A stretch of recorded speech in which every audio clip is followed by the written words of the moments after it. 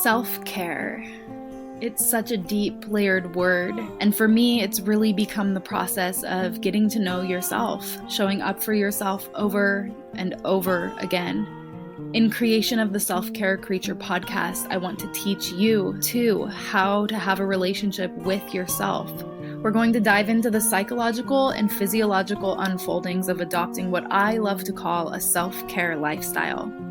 This podcast is here to help you, the stressed out but spiritually minded individual who can feel that wild calling in your heart, who wants to develop self-care rituals to support your daily living, give you the confidence and know-how to live through your intuition and raise your self-worth. You deserve it. You are capable of this. And I want to help you understand how the hell to get there, what it actually means, and how do you actually live it. That's where my intention is with this podcast. The Self-Care Creature podcast, brought to you by me, your host, Courtney Klopp. Let's dive in.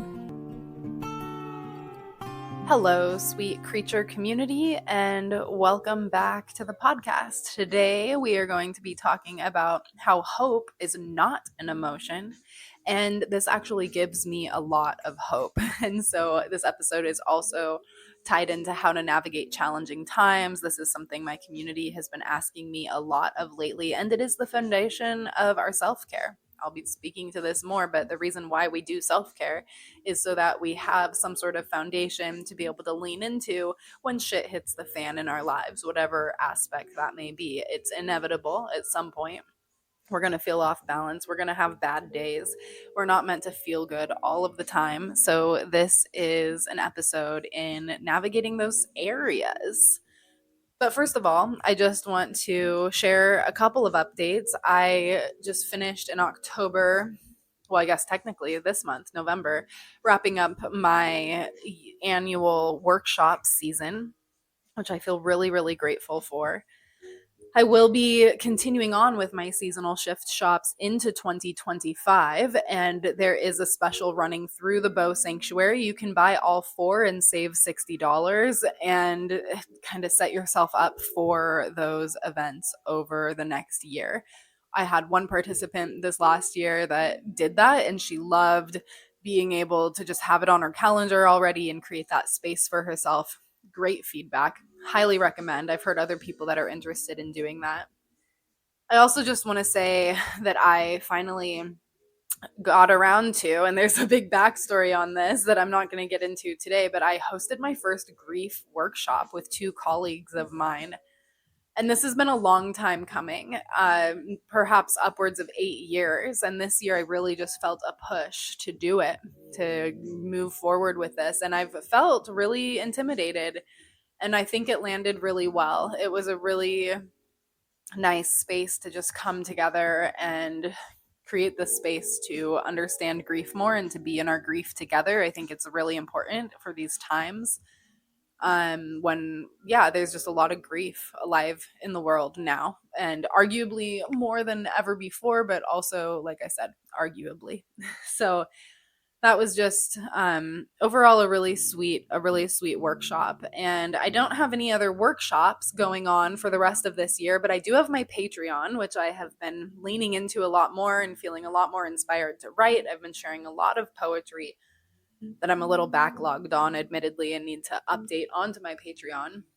But you can support me on Patreon for as little as $3 a month. Shout out to all my patrons that are there. You guys mean so much to me. It truly means so much to have your support and your input and your feedback. Right now, I'm actually in the process of brainstorming some apparel brands, some not apparel brands, but apparel items like new sweatshirts and things like this. And so I posted those mock-ups on Patreon, and people are voting on what they want to see or what they're interested in. So it's things like that, along with my writings and just exploring grounded spirituality. So and that's also a little heads up that I've got possibly a new apparel drop coming this season, gift giving season. Treat yourself however it lands, but it's been a long time coming for me in that regard too. I guess it's the year of long time coming things coming out. I could have said that a lot better, but you are probably picking up what I'm putting down. But anyway, back to Patreon. I have a couple more online classes going on this year, and the next one coming up is the new moon intentions hosted on Zoom. That'll be on December 1st at 10 a.m. And then we have our monthly self-care creature check-in, which is kind of like a peer support group check-in space around our self-care and our mental health at 6:30 p.m. PST on Wednesday, December 4th. And the new moon intentions, didn't mean to just skip over that. It's kind of just a chill vibe of friends getting together. I typically draw some cards, do a guided meditation. We pick up the vibes from the universe on what to focus on. There's usually a theme that comes up pretty prevalently, which is always interesting to see.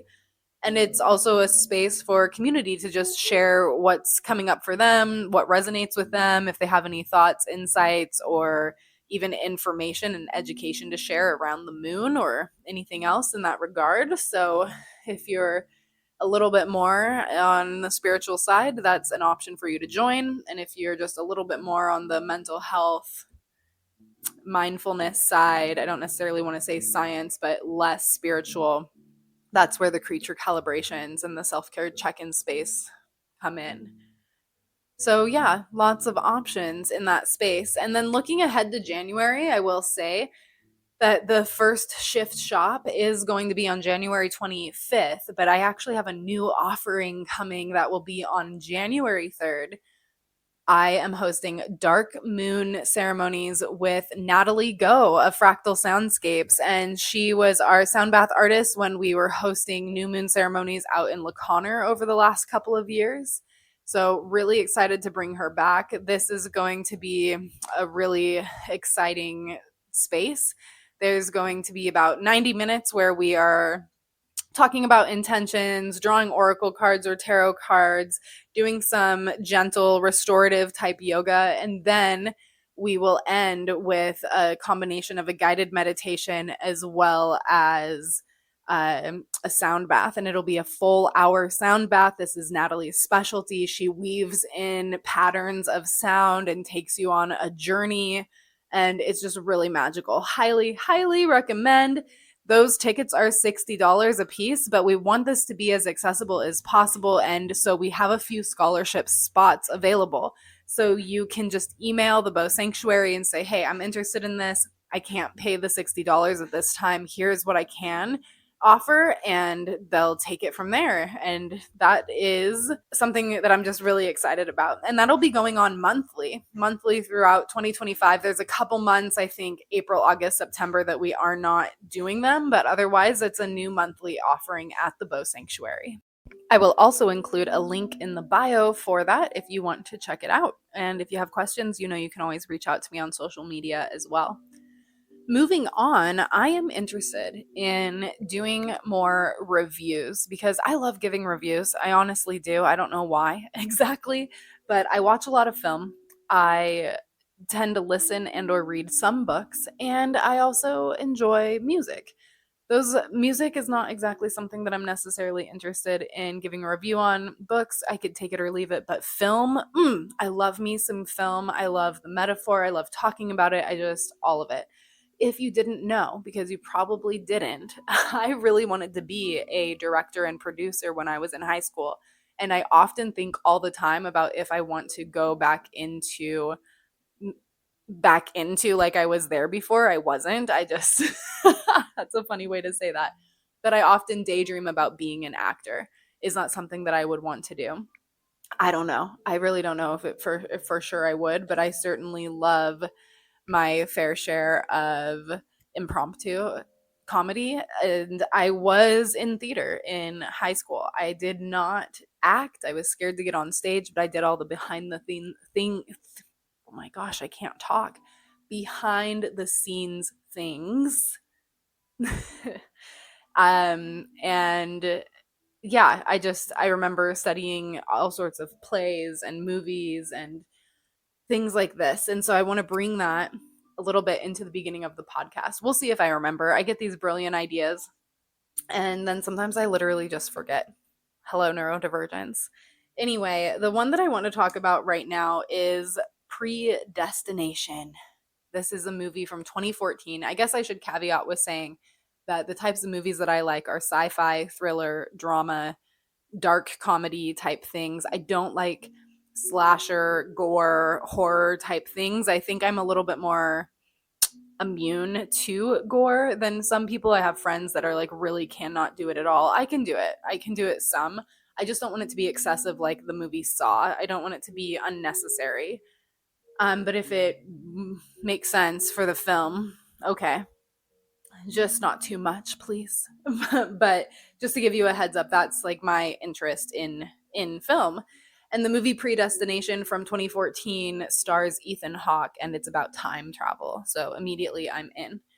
Feel free to skip ahead a few minutes here if you don't want any spoilers, because I'm going to share a review that I really liked that does give a couple of spoilers. So I found this review on Screen Rant, the website Screen Rant, and I just really appreciated what it had to say, and it helped me see a different perspective of the movie, and it really ties in my passion for the movie, which you know comes from a trauma-informed lens. So Screen Rant says Predestination is such an excellent time travel movie, not because of the mechanics of the actual time travel, but what the film has to say about fate, predestination, and dealing with the trauma of the past. Of course, you know, that's where my fascination comes in. So it goes on to say every iteration of the agent could choose to change their fate. John could have stayed with Jane. The agent could have killed the Fizzle bomber, and the agent could have not abducted baby Jane. The agent's life is a never-ending cycle of trauma, and the Fizzle bomber tells him that if he doesn't shoot, the cycle could end. Oh my gosh. And that's just what really, really fascinates me about the movie, and the way that we tend to perpetuate cycles within our own lives.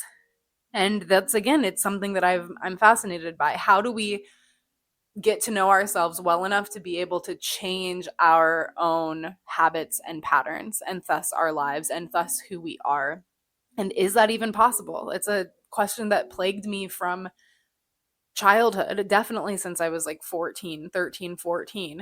Can you ever truly know yourself? Can you ever truly trust yourself? What does that mean?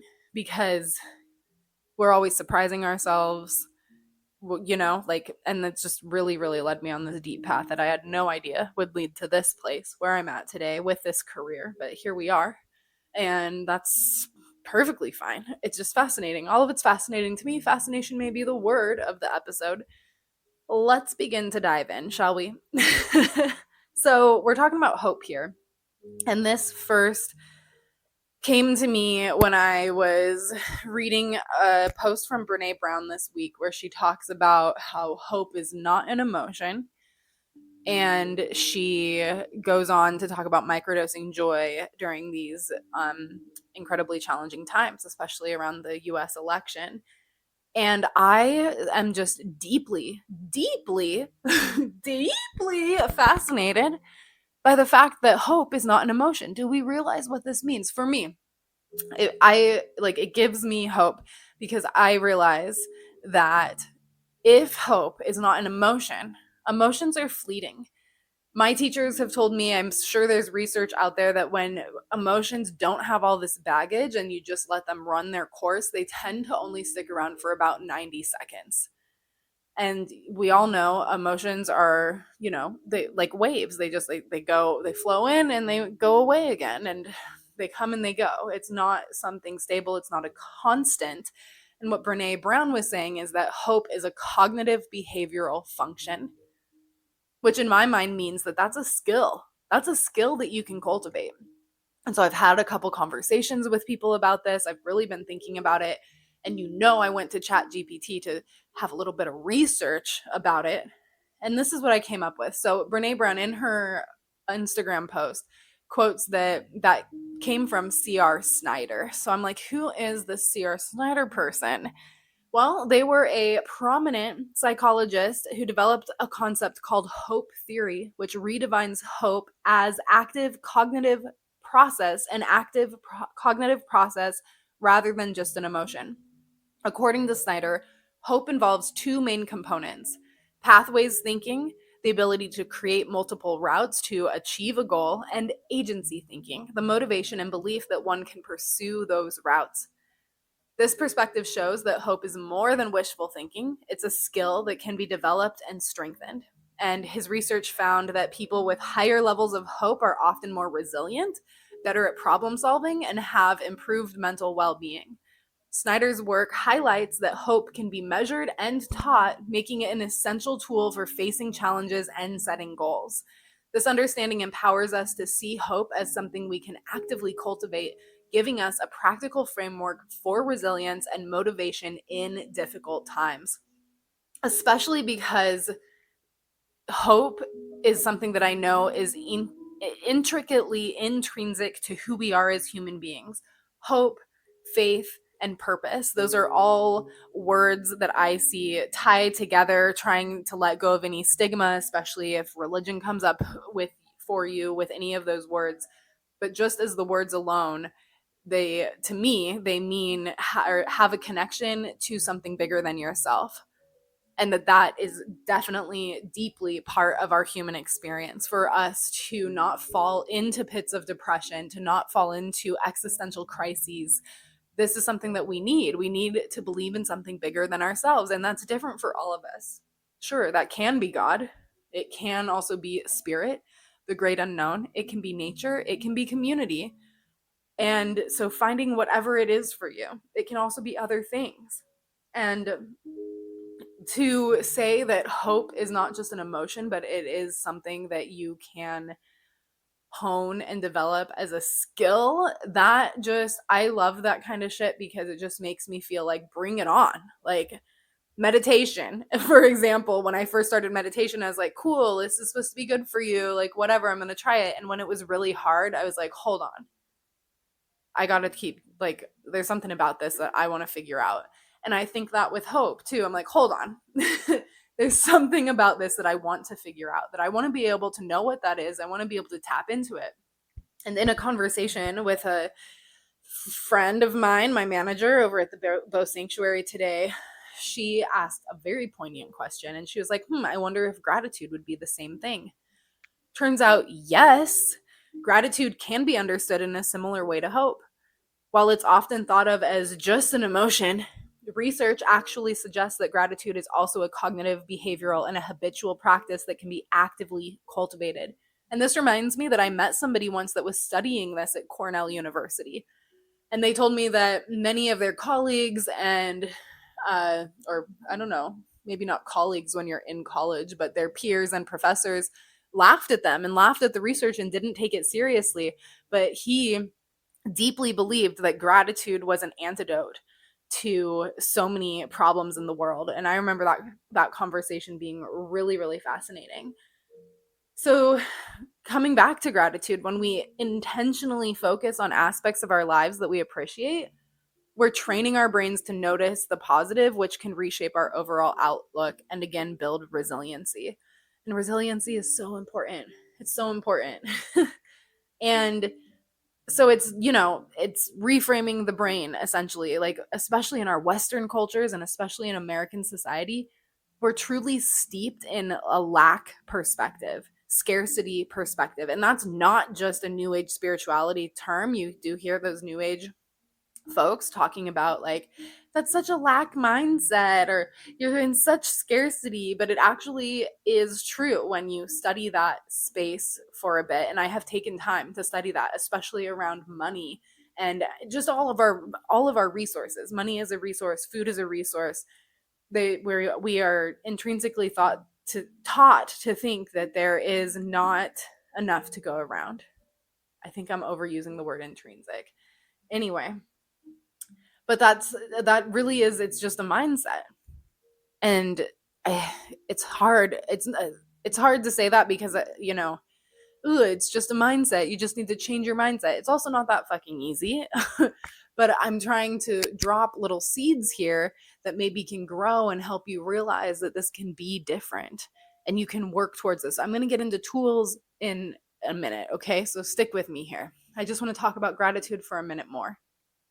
Says in psychology, gratitude involves a deliberate shift in perspective that encourages us to focus on what we have rather than what we lack. This doesn't mean ignoring challenges or negative emotions, but rather balancing them with an acknowledgement of the good. Similar to hope, gratitude has been shown to enhance mental well-being, improve relationships, and foster resilience. When practiced regularly, gratitude helps rewire the brain, making it easier to feel and recognize positive emotions, which means in return that you can also recognize when you're not feeling so good. And in this sense, gratitude is not just a feeling, but it is a cognitive habit that we can nurture, leading to deeper satisfaction and contentment in our lives. Snaps. I'm snapping. Like, I love this. I really, really love this. And if you have been following along in my self-care creature journey, or you're familiar with my work at all, this is something that I think is really, really important. It's really important. And last year, when I was really in the depths of heartbreak and I started posting on my social media on a weekly basis, I realized just how deeply I've sown and cultivated gratitude into the seams of my soul. Like, it's just there. I'm constantly thinking about and talking about and leaning into all of the things that I am grateful for. And I didn't really realize that this is the way that it would come to fruition and where I would end up with a gratitude practice when I started it, probably about a decade ago. But I will never forget, I mention this in my yoga classes sometimes, but the first time a teacher ever asked me, it was in a yoga class that was like, think about gratitude, bring gratitude to mind. What is that? What does that mean to you? Where do you feel it in your body? And I seriously had no freaking idea. I didn't know. I was like, what? I don't know. What is that? It's like, you're supposed to be grateful at Thanksgiving. Okay. And then through Brene Brown's work, a little bit more, I learned a little bit more about gratitude. And I remember starting a gratitude journal at one point and feeling dumb as hell because I couldn't think of anything. I was like, okay. And I had just gotten back from traveling. So I was like, sure, okay, I'm grateful for clean water. I'm grateful for warm water. I'm grateful for electricity. I'm grateful for, all of those kinds of things.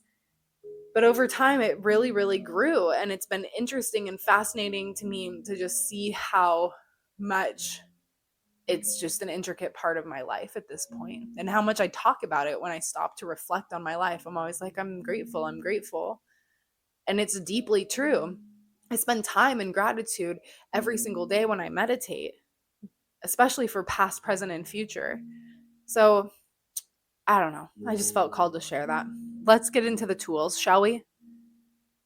To cultivate hope and gratitude as foundational aspects of your life, it's essential to start with a deep commitment to self-care and self-awareness. And I believe that when you commit to the self-care journey, this is the space where your self-awareness grows, because your self-care practices end up being tools that expand your awareness, like yoga, for example. And of course, here at Self-Care Creature, we emphasize that the true self-care goes beyond the surface level acts, right? It's about getting to know yourself. It's showing up for yourself. It's taking meaningful action to take care of yourself in all these different dimensions. And it's not just for you. It's so that you can be there with and for the people and the beings that you care most about. And this foundation of self-care is the groundwork upon which hope and gratitude can truly thrive. So my first tool for you is to know your values and learn how to act within them. We all have values that we are acting within, and they usually are operating on an unconscious level. So my invitation for you is to take the time to know what your values are. Understanding your core values provides a compass. It's guiding your actions and decisions in a way that helps you to feel more aligned and authentic. And sometimes bringing these to light can also help you recognize where you're having cognitive dissonance in your life, where you are acting in a way that actually isn't in alignment with your values. And sometimes we need to check ourselves, because that's also human nature to come out of alignment. It just is. It's part of our human nature. And hope isn't just a wishful thought. It's a practice. It's a practice of resilience that builds from having clarity about what matters most to you. And when you're grounded in your values, hope and gratitude are strengthened as they come from a place of alignment rather than obligation or external pressure. You can find plenty of exercises for finding your values online.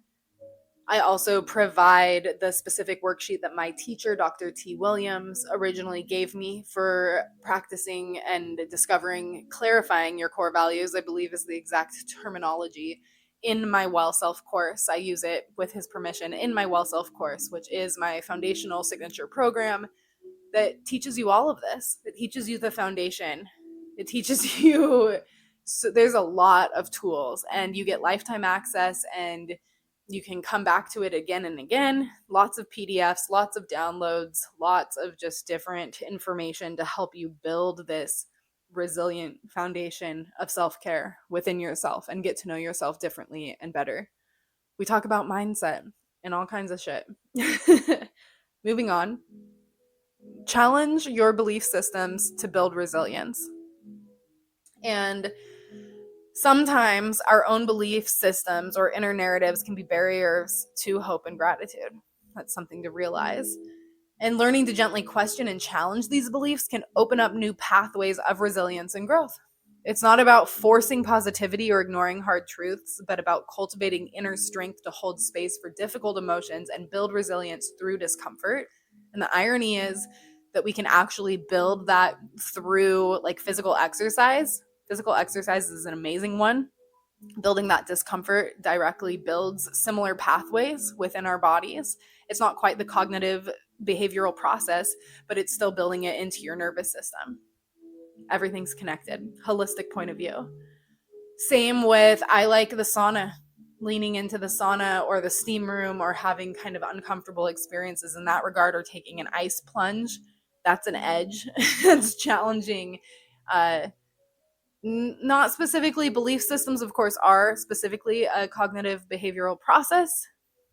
I don't know if I could go as far as to say cognitive behavioral, but cognitive is what I meant to stop at.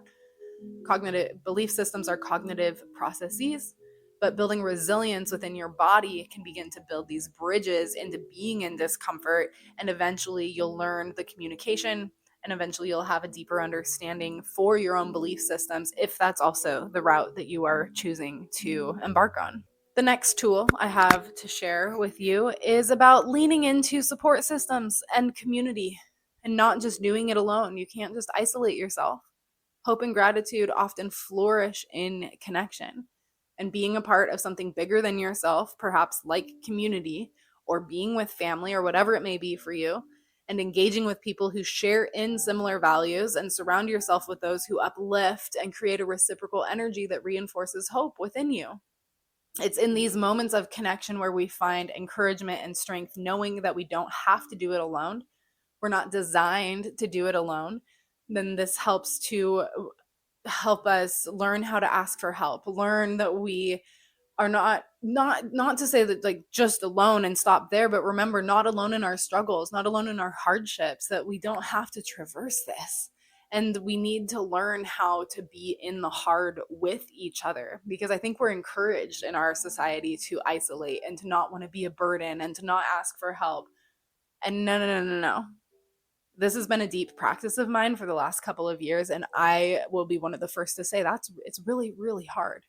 When I started going through my self-awareness for social justice class with Dr. T. Williams and learning about our isolation habits, that was really, really painful for me to recognize, starting to learn about my own patterns and my own behaviors, and watching my spirals take me into a place where I would just isolate and be alone, and I literally physically could not say that I was not okay. I could literally not reach out and ask for help or tell somebody how I was doing for real, as I'm like laying on the couch in a depressive agony. That's real. That's real. That is real.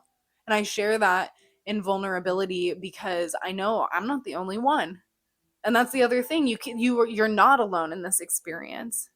And I almost want to say, how dare you think you are, but it's also completely normal. I'm not going to shame you about it. It's completely normal for the mind, and the mind always goes there. It's just you're a burden. Don't tell anybody. Don't listen to that voice. But of course, it's a practice, and we have to learn, where are our support systems? Who are our safe people? And if you don't have that in your life at this time, I would recommend trying to use social media as a way to expand you and help you believe that it is possible for yourself, and finding the people online or the online communities that can create those spaces for you. I think that's one really beautiful thing about social media. The next tidbit I have for you is to stay committed to your journey. Commitment is key. And that's really hard because we know that it is not easy to stay committed. It's also really easy to forget that healing is not a linear path. It's also easy to feel like, oh, I'm back at square one, or oh, I'm starting over again, you know? But we have to remember to just keep going, and that it's okay to be where you're at. It's okay, whatever windy road your path takes, or whatever cliff you roll off of, or whatever it may be. That's your path, and that's okay. But can you come back? Can you come back and commit to the journey? And that journey, of course, will be like, what are your values? Where do you find your bigger purpose? Find your way back. Find your way back. It's easy to hold hope and gratitude when everything is going well. It's easy to lean into our self-care practices and support systems when everything's going well. But the real work is to stay committed, even and especially when things get challenging, when you do roll off that cliff. I love the lyric from Rising Appalachia's song, Shed Your Grace. And they sing, I find my patience in the storm. I find my patience in the storm. And I have to also share the next line, the muted earth and she alone, because it just gives me chills. There is so much hope and gratitude that comes directly from the teachings of nature, the resiliency, the regenerative nature of nature.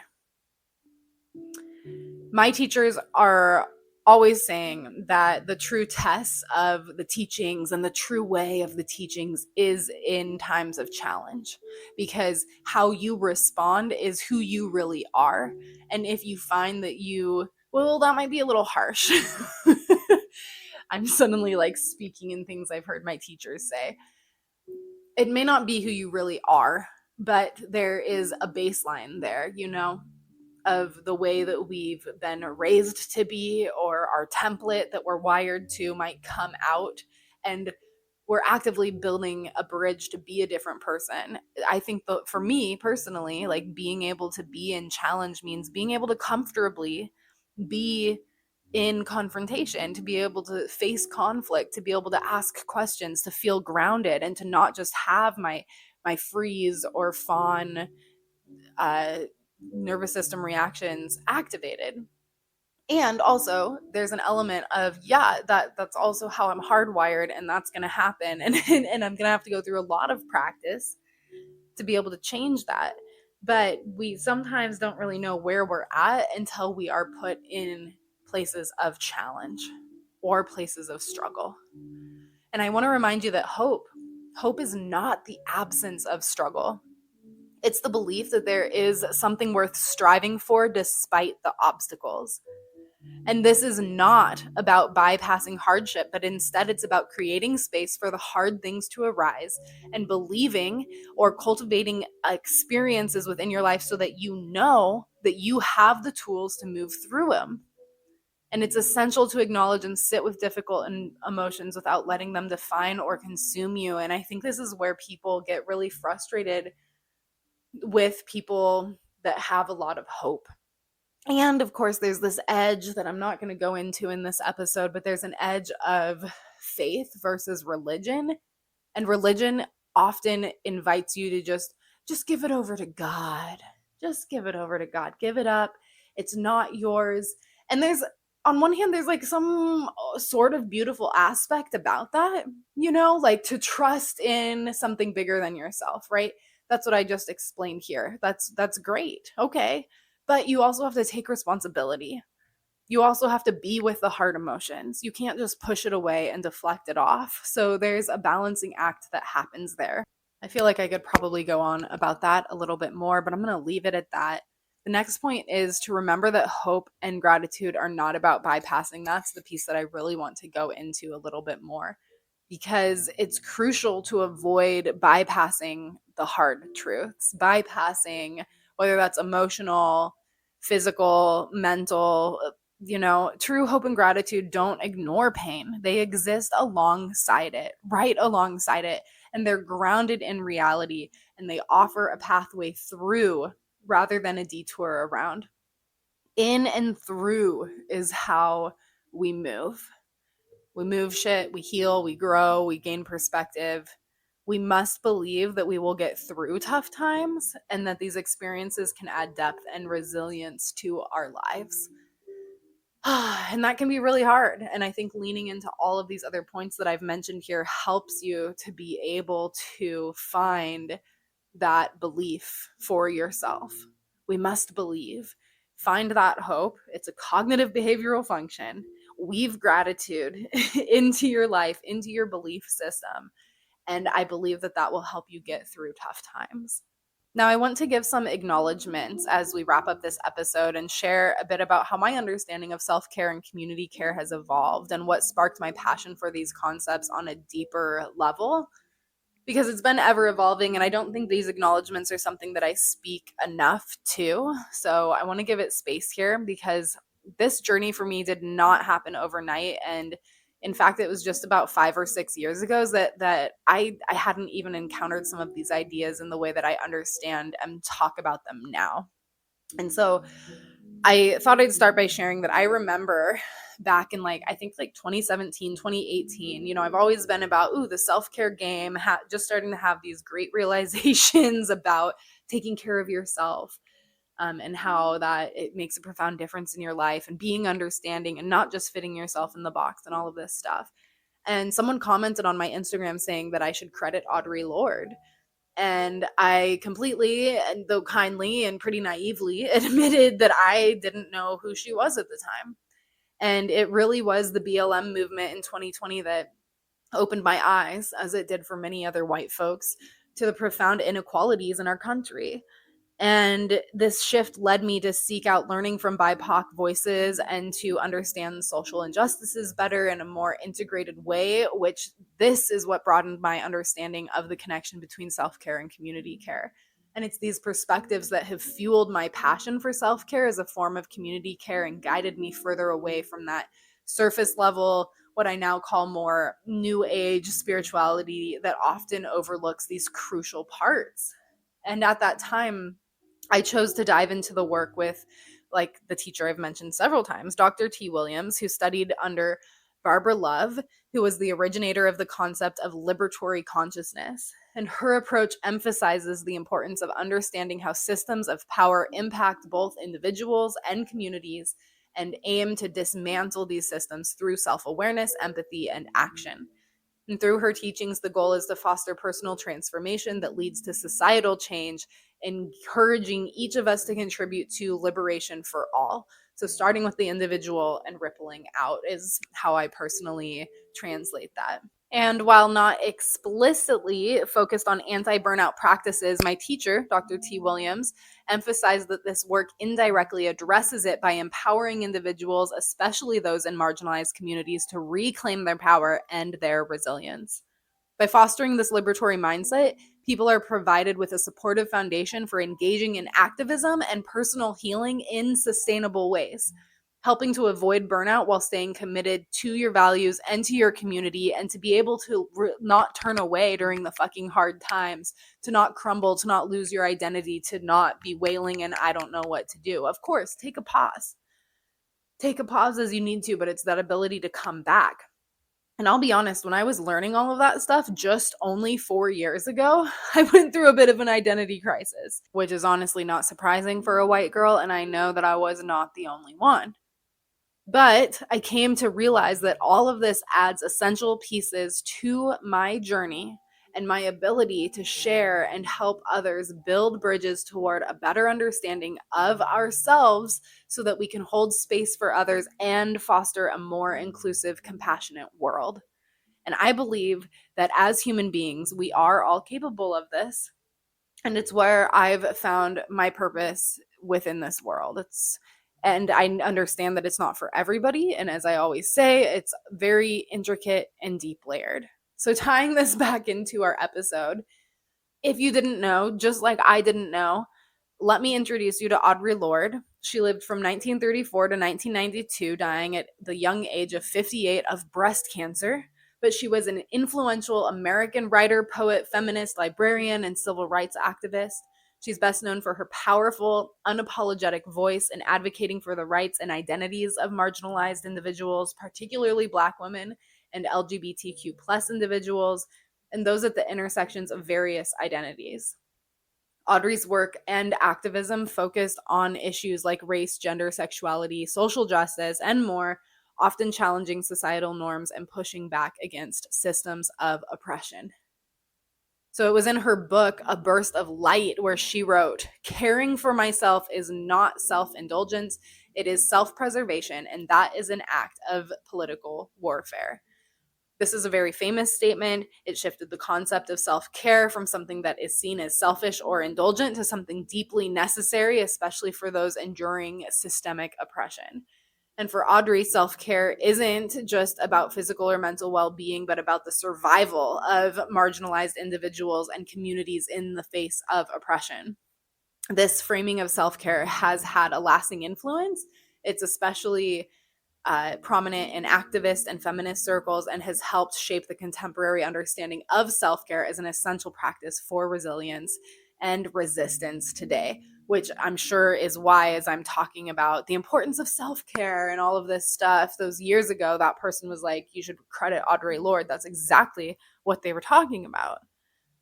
Circling back to hope, I want to consider this concept that hopelessness is a tool of the oppressor. And when I say that, oppressor is simply to say systems of power, systemic forces, the people in power, dominant systems, those that uphold inequality, structures of control and discrimination, to name a few. And another famous quote from Audre Lorde is that the master's tools will never dismantle the master's house. Just take that in for 1 minute. The master's tools will never dismantle the master's house. And this means that we cannot rely on oppressive, limiting structures or mindsets to bring about our own liberation. Hope is radical. Hope is radical, and it's not an emotion. It defies oppression by envisioning a future beyond current limitations. And by choosing to cultivate hope and gratitude, we are actively resisting the forces that want to keep us stagnant, subdued, or hopeless. Holding on to hope is an act of rebellion against systems that benefit from our despair and grounding it into our values, back into our communities, and commitment. That is what makes it a powerful and transformative force. By building this foundation, we can approach hope and gratitude not as fleeting emotions, but as sustainable, grounded practices that support us in our long-term journey. So I really hope that this helps you to find some hope, to find some ground, something that you can circle back to during challenging times. If you have questions, things you want to add, just know that the podcast form is always available for you to drop some thoughts in. I also take requests for podcast episodes. This actual episode came from a duality or a combination, not a duality, but a combination of a couple of requests in there asking about how do I honor myself when things get tough, more pep talks, please, things like this. So just know that you can tell me what you want to hear within that. There are plenty of links in the show notes. Feel free to visit them. Please feel free to look up any of Audre Lorde's work or read some of the research from Barbara Love. You can also look into my teacher's work, Dr. T. Williams. I don't think he's as actively teaching in those realms anymore, but you can still look him up if you want to. It would mean a lot if you wanted to leave a review for this episode, because I guess that is pretty meaningful in the podcast world, whatever listening platform you're on.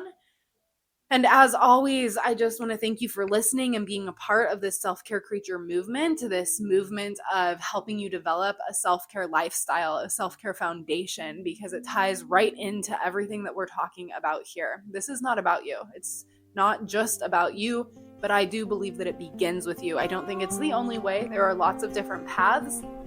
Hey, that was one of the things about hope, right? You have to believe that there's more than one path. And this is what we focus on over here in this corner of the web.